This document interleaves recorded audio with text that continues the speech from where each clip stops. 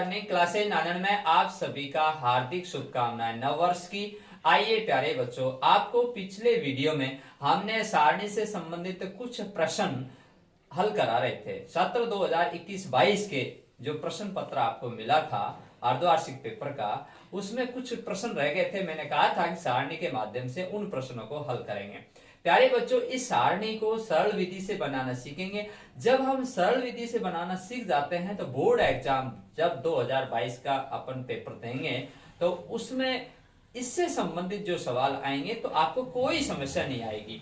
तो हम आज सारणी बनाना सीखेंगे। जैसे प्यारे बच्चों, सबसे पहले अपन को जब बोर्ड एग्जाम में जब कॉपी मिलती है तो कॉपी में पीछे की साइड आपको सारणी बनानी है।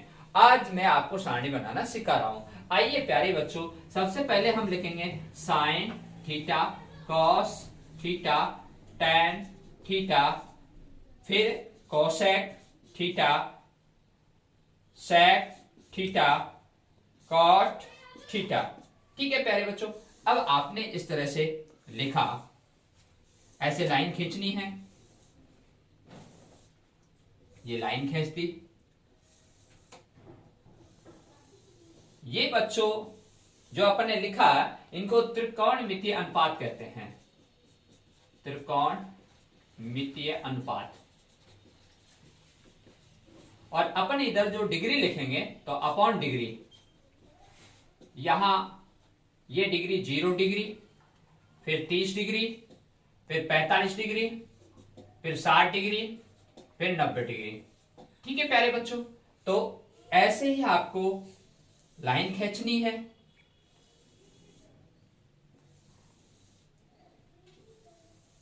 अब देखिए प्यारे बच्चों, ये आपने इस तरह से खाका तैयार किया और अब सरल विधि से अपन इसको हल करेंगे। ये देख लीजिएगा, ये साइन, कॉस, टैन, कोसेक, सेक, कॉट। अब जो नई किताब आई है उसमें इस तरह से लिखा हुआ है। पहले कॉट, सेक और कोसेक लिखा हुआ था। ठीक है, आपको कोई परेशानी नहीं है। मैं आपको अगर कोई परेशानी आती है, नहीं समझ में आता है, तो इस चैनल के माध्यम से कमेंट बॉक्स में लिखकर मुझे अवगत कराएं। यस, यहां देखिए सबसे अच्छी विधि आपको, यहां शून्य से स्टार्ट होती है अपनी पूर्ण संख्याएं। 0, 1, 2, 3, 4। ठीक है प्यारे बच्चों, तो अब आपको क्या करना है, सब में 4 का भाग दे दो। ये 4 का भाग दे दिया। 4 का भाग देने के बाद अब आपको रूट लगाना है ऊपर इस तरह से। ये रूट लगाया प्यारे बच्चों, भाग देने के बाद रूट लगाया है। ठीक है, अब मैंने पहले में भाग दूंगा, 4 का भाग 0 में दूंगा तो 0 आएगा और 0 आने के बाद उसका रूट लूंगा तो क्या आएगा प्यारे बच्चों, 0 ही आएगा। तो यहां 0 आया इसका आंसर। 4 का भाग 1 में दूंगा। ठीक है, तो प्यारे बच्चों यहां 4 का भाग 1 में नहीं जा रहा, तो यहां हम 1/4 है, तो यहां 1 का वर्ग लिया हमने तो 1 हो गया। 4 का वर्ग लिया हमने, वर्गमूल, सॉरी, 1 का वर्गमूल लिया 1, 4 का वर्गमूल लिया 2। क्लियर, यानी रूट। अंग्रेजी में रूट कहते हैं, हिंदी में वर्गमूल कहते हैं। तो प्यारे बच्चों जब भाग नहीं जा रहा है तो अपन ने, क्योंकि अपन को यहाँ वर्गमूल से हल हो रहा है ये सवाल, तो यहाँ प्यारे बच्चों अपन ने 1 का वर्गमूल लिया 1 आया और 4 का वर्गमूल लिया 2 आया। क्लियर, इसका आंसर क्या आ गया, 1/2। अब इसकी बात करता हूं, तो यहाँ पे प्यारे बच्चों मैंने भाग दिया है ना, तो यहाँ भाग दिया इसमें, तो यहाँ 2 में और 4 में, यहाँ भाग नहीं जा रहा, तो हमको इसका वर्गमूल लेना है। तो 2 का वर्गमूल लिया तो रूट 2 हो जाएगा। ठीक है, और इसका 4 का वर्गमूल लूंगे तो 2 हो जाएगा। ठीक है, लेकिन हमारी समस्या ये आती है, देखिए वैसे हम अगर इसको सरल तरीके से करें तो वो और बेटर रहेगा। देखिए यहाँ 2 और 4 है, तो 2 का भाग 2 में दिया 1 और 2 का भाग 4 में दिया 2 बार। ठीक है प्यारे बच्चों, अब मैंने इसको रूट यानी वर्गमूल में चेंज कर रहा हूं, तो 1 का वर्गमूल लिया 1 और 2 का वर्गमूल लूंगा तो 2 रूट लग जाएगा। ठीक है, क्योंकि वर्गमूल नहीं निकलता है तो आपको रूट का ही चिन्ह लगा रहा है। आपको नहीं दिख रहा है तो मैं थोड़ा सा वापिस लिख रहा हूं इसको साफ। तो यहां बेटा देखो, दोबारा समझ लो, मैंने 4 का भाग 2 में दिया, नहीं जा रहा, तो मैंने इसको हल किया, 2 का भाग इसमें दिया और 2 का इसमें दिया, तो 2 का भाग इसमें दिया 1 आया, 2 का भाग इसमें दिया 2 आया, ठीक है। 2 का भाग 4 में दिया 2 आया ना, तो 1/2। अब 1/2 का रूट निकालना है, वर्गमूल निकालना है, तो 1 का वर्गमूल लिया तो 1 आ गया, ठीक है। और 2 का वर्गमूल निकालूंगा तो नहीं निकलता है, तो रूट का चिन्ह लगा दो और रूट 2, ठीक है, 2 रूट हो गया। अब आगे इसकी बात करता हूं, तो 4 का भाग 3 में दूंगा, नहीं जाता है, नहीं जाता है ना, तो यहां वर्गमूल लेना है, 3 का वर्गमूल लेना है, तो नहीं निकलता है, तो रूट का चिन्ह लगा दो और रूट 3। 4 का वर्गमूल निकालना है, रूट 4 का, तो 2 होता है, तो यहां 2, क्लियर है ना। अब 4 का भाग 4 में दिया, एक बार गया, आ गया, तो 1 का क्या करना है, वर्गमूल निकालना है, तो 1 का वर्गमूल निकाला तो 1, क्लियर प्यारे बच्चों। तो ये हमने साइन थीटा की जो वैल्यू है वो ये आ चुकी है, 0 degree, 30 degree, 45 degree, 60 degree, 90 degree. तो प्यारे बच्चों, अगर आपको अब भी समझ में नहीं आता है तो आप हमसे दोबारा भी पूछ सकते हैं, मैं आपको और सरल विधि से बताने की कोशिश करूंगा। आइए प्यारे बच्चों, जब ये लाइन तैयार हो जाती है तो ये पूरी सारणी तैयार हो चुकी है, ये 100% सही है। पहली लाइन अगर आपकी सही है तो पूरी सारणी आपकी बिल्कुल एक्यूरेट, कहीं भी कोई गलती नहीं होगी। देखिए प्यारे बच्चों, साइन थीटा 0 डिग्री का मान 0, 30 डिग्री 1/2, 45 डिग्री 1/√2, 60 डिग्री का √3/2 और 90 डिग्री का 1, ठीक है। अब प्यारे बच्चों अगली लाइन cos थीटा, तो cos थीटा मैं निकालूंगा, तो cos थीटा देखिए प्यारे बच्चों, सरल विधि से इसको उठा के यहां लिख दो, इसको यहां, इसको यहां, इसको यहां, इसको यहां, मतलब इसको यूं पलटना है, 1√3/2, 1/√2, 1/2 और 0। तो यहां प्यारे बच्चों ये 0 है, जब हम इसको पलटना, अब देखिए इसका भाग इसमें देना है हमको, तो इसका भाग इसमें देंगे, तो 1 का भाग 0 में देंगे तो क्या आएगा, 1 का भाग 0 में देंगे, तो यहां आपको अच्छी तरह बता देते हैं, कभी भी संख्या का 0 में भाग देते हैं तो 0 ही प्राप्त होता है। अगर 0 का भाग अपन संख्या में दे तो अनंत आता है, क्या आता है, अनंत। ध्यान रखना, मैंने बहुत धीमी गति से आपको आराम से समझा रहा हूं, ये बात आप नोट कर लेना। दोबारा बता रहा हूं, संख्या का भाग 0 में देते हैं तो 0 ही प्राप्त होगा। अगर 0 का भाग संख्या में देते हैं तो अनंत प्राप्त होगा। देखिए यहां संख्या का भाग 0 में दे रहे हैं तो 0 प्राप्त होगा।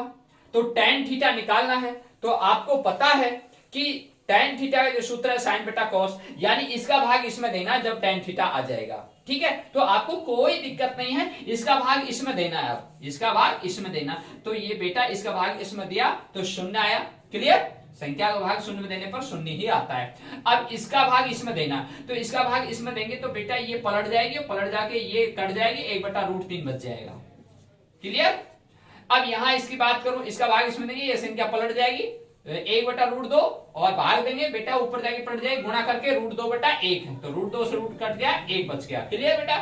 अब यहाँ √3/2 है, 1/2 है, तो ये ऊपर जाके गुणा हो जाएगा, 2/1, 2 से 2 कट जाएगा, √3 बच जाएगा। अब वही बात आ गई ना जो मैंने आपको शुरुआत में बताई थी। अब 0 का भाग संख्या में देते हैं, अनंत आएगा, क्या आएगा, अनंत, ठीक है। अब ये चीज हो गई, कोई दिक्कत नहीं। तो अब कौशेक की बात हो गई है।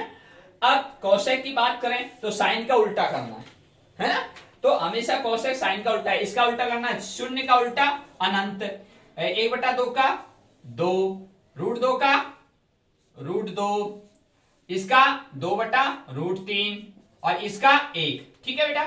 अब सेक की बात करें तो कॉस का उल्टा कर दो, 1, 2/√3, इसका √2, इसका 2 और इसका अनंत, ठीक है। अब tan की बात करूं तो tan में इसका उल्टा कर दो, ये अनंत, ये √3, यह 1 और इसका उल्टा हो जाएगा बेटा 1/√3 और इसका उल्टा हो जाएगा 0। ये ध्यान देने की बात है, ठीक है। तो इस तरह से हमारे जो सारणी तैयार हुई। इससे संबंधित अब हम सवाल करेंगे। जोधपुर से जो पेपर आया है अर्धवार्षिक का, उसमें ये क्वेश्चन लिखा हुआ है, प्रश्न संख्या 25, 2 tan 30 degree 1 minus tan square 30 degree. देखिए बेटा, 2 tan 30 डिग्री है, 1 माइनस tan स्क्वायर 30 डिग्री है। ठीक है बेटा, अब ऐसे सवाल ही आते हैं अपने बोर्ड एग्जाम में। तो यहाँ tan 30 डिग्री लिखा हुआ है ना, तो यहाँ हम सारणी में गए, ये tan थीटा और ये 30 डिग्री, इस सीधा और ये tan थीटा, ये 30 डिग्री, ये सीधा और ये सीधा। तो यहां जाके 1/√3 लिखा हुआ है। तो प्यारे बच्चों, इसमें 1/√3 आएगा कहां? tan 30 डिग्री के स्थान पर। तो मैं अब लिखना शुरू कर रहा हूं। अब ये बेटा 2 लिखा हुआ है इससे पहले, तो tan से पहले 2 लिखा हुआ है, तो ये गुणा है। तो बेटा ऐसे लिखना है, 2 गुणा tan 30 डिग्री है, तो tan 30 डिग्री का सारणी के अनुसार अपन ने मान रखा 1/√3। क्लियर बेटा? ऊपर की संख्या लिख दी, नीचे क्या लिखा हुआ है बेटा? 1, ये माइनस का चिन्ह है बेटा, यहां tan स्क्वायर 30 डिग्री। ठीक है, अब ये स्क्वायर आ गया, तो आपको tan 30 डिग्री का मान रखना है। तो ये tan थीटा और ये 30 डिग्री, तो कितना है बेटा? 1/√3। तो यहाँ 1/√3 लिखना है पहले तो, और फिर कोष्टक लगाना है, और ये स्क्वायर, ये कहां से आया बेटा? ये लिखा हुआ tan स्क्वायर 30 डिग्री। यही महत्वपूर्ण बात थी इस सवाल में, क्योंकि यहाँ स्क्वायर लिखा हुआ है ना। तो आपने स्क्वायर करा, अब मैं हल करना समझा रहा हूं आपको। तो सबसे पहले बेटा इस कोष्टक को खोलेंगे। इस कोष्टक के ऊपर क्या है? स्क्वायर, यानी वर्ग, इसका वर्ग होगा। ठीक है, तो यहां देखो, आपको यही बता देता हूं, ऊपर की संख्या तो इसको अब मैं इसके नीचे 1 लगा देता हूं। ठीक है, तो ऊपर के ऊपर गुणा, नीचे के नीचे गुणा, तो इसका तो हो गया 2 गुणा 1 किया 2, और √3 गुणा 1 किया √3। ठीक है बेटा, तो इस हाँ बेटा 2/√3 लिख दिया है। तो ये ऊपर का हल हुआ है। अब ये लाइन खींची, ये वाली, इसके नीचे का 1 माइनस और ये कोष्टक, तो 1 माइनस है। अब ये कोष्टक के अंदर है बेटा, तो ये स्क्वायर है, तो 1 का वर्ग करेंगे तो 1 आएगा, और √3 का वर्ग करेंगे तो √3 गुणा √3 करते हैं तो रूट हट जाता है और संख्या बच जाती है। ये बहुत इंपॉर्टेंट बात है, ठीक है ना, वर्ग करने पर। तो यहाँ √3 गुणा √3 किया, मैं यहाँ समझा रहा हूं, देखो √3 गुणा √3, ठीक है, तो ये रूट हट जाता है और संख्या बच गई 3। ठीक है, तो यहाँ क्या है बेटा? 1/√3, तो 1 का वर्ग किया 1 और √3 का वर्ग किया तो 3। ठीक है बेटा, अब देखो ये कोष्टक हल हो चुका है, ऊपर का तो है ही, आपको समझ में आ गया।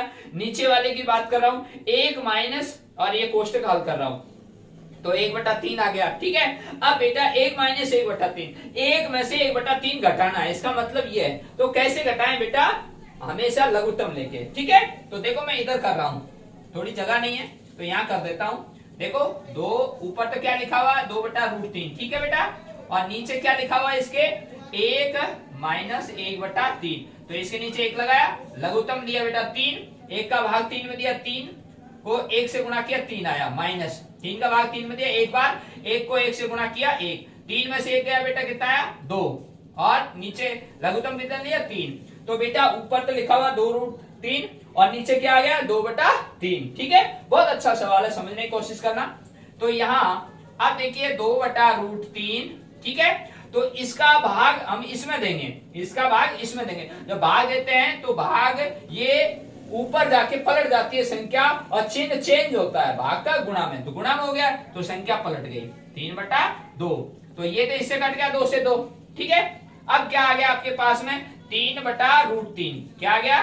3/√3, 3/√3। अब बहुत इंपॉर्टेंट बात आ चुकी है, कभी भी हर में रूट आता है तो हर का परिमेयकरण होता है। क्या होता है? हर का परिमेयकरण। तो इसका परिमेयकरण करना है, जो अपने पिछली कक्षाओं 9th में ये प्रश्न वहां है, तो वहां पर भी हमने पुरानी किताबों में, तो वहां पर भी हमने हर का परिमेयकरण किया, आजकल भी दे रखा है। अब देखिए यहां हर का परिमेयकरण कर रहा हूं मैं, 3√3।